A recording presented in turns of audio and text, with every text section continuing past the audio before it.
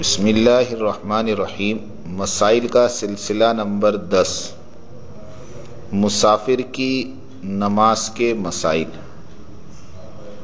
11 رجب سن 1443 ہجری مطابق 13 فروری سن 2022۔ بسم اللہ الرحمن الرحیم۔ وطن کی قسمیں۔ کتب فقہ پر غور کرنے سے معلوم ہوتا ہے کہ بنیادی طور پر وطن کی درج ذیل قسمیں ہیں: وطن اصلی، وطن تاحل، وطن توطن یعنی وطن اقامت۔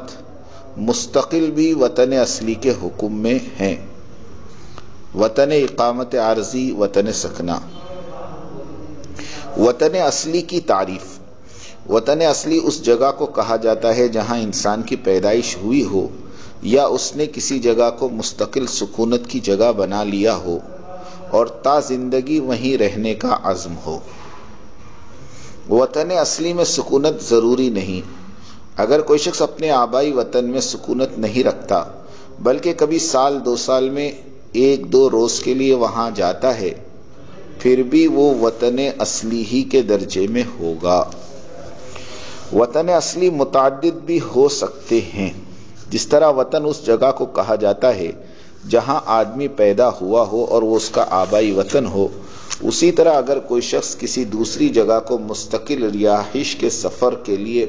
رہائش کے لیے مقرر کر لے اور بیوی بچوں کے ساتھ وہیں مقیم ہو جائے تو یہ جگہ بھی وطن اصلی کے درجے میں آ جاتی ہے۔ اس سے معلوم ہوا کہ وطن اصلی متعدد ہو سکتے ہیں۔ وطن اصلی کب ختم ہوتا ہے؟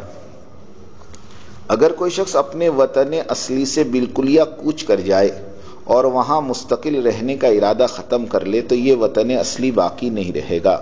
البتہ محض سفر کرنے یا کسی دوسری جگہ مقیم ہونے سے وطن اصلی باطل نہیں ہوتا۔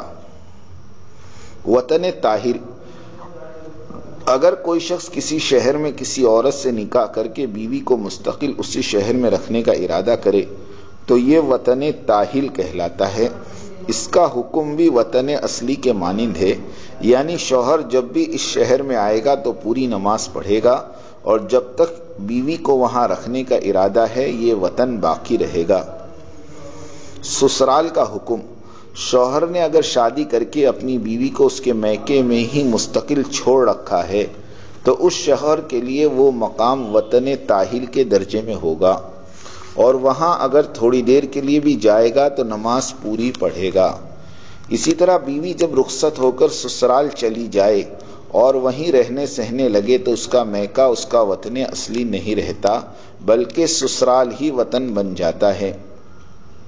اس کے برخلاف وہ بیوی جو اپنے میکے ہی میں رہ رہی ہے اور رخصت ہو کر شوہر کے گھر سسرال جا کر مستقل مقیم نہیں ہوئی ہے، وہ اگر کسی وقت کچھ وقت کے لیے اپنی سسرال جائے گی تو جب تک 15 دن قیام کی نیت نہ ہو وہ قصر کرے گی، کیونکہ مستقل میکے میں قیام کی وجہ سے سسرال اس کے لیے وطن اصلی کے درجے میں نہیں بنا۔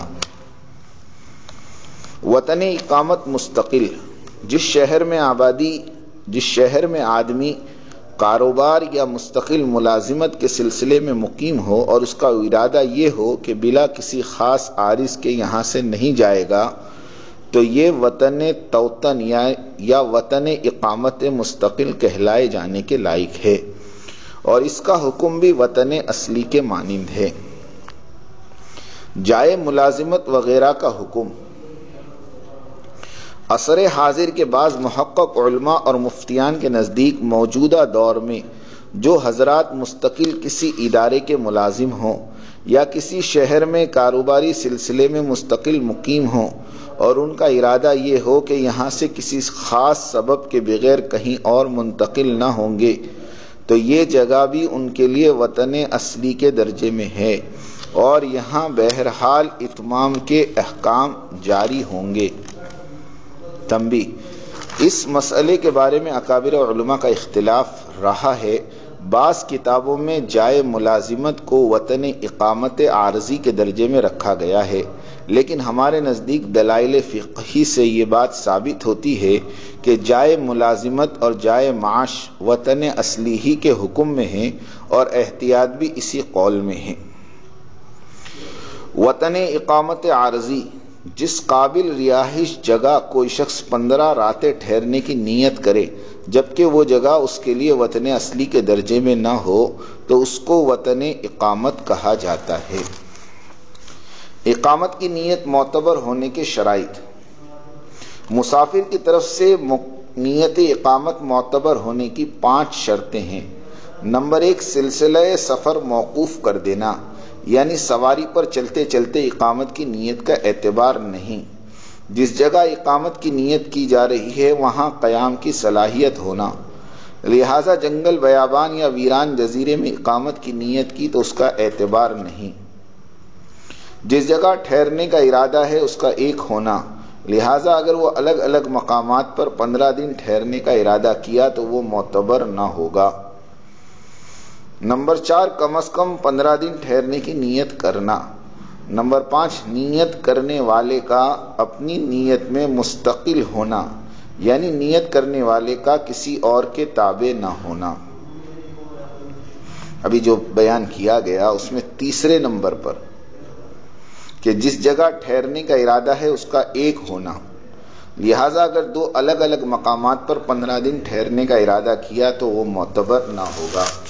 اس اعتبار سے ہماری جو جماعتیں مختلف مساجد میں 2 دن 3 دن رہتی ہے، چاہے وہ شہر ایک ہی ہو، مگر چونکہ ایک جگہ مستقل نیت نہیں ہے اور وہ مشورے کی پابند ہے، ہر ہفتے اس کا رخ بنتا ہے، اس لیے جماعتیں جس علاقے میں جائے گی وہ ہر حال میں وہاں مسافر رہے گی۔ اس کے علاوہ اور بھی بہت ساری باتیں ہیں، انشاءاللہ ہم آئندہ کے جو ہے سلسلوں میں ہم مسافر کی نماز کے اور باقی کے مسائل بیان کریں گے۔ ابھی یہاں تک انشاءاللہ، وآخر دعوانا ان الحمدللہ رب العالمین۔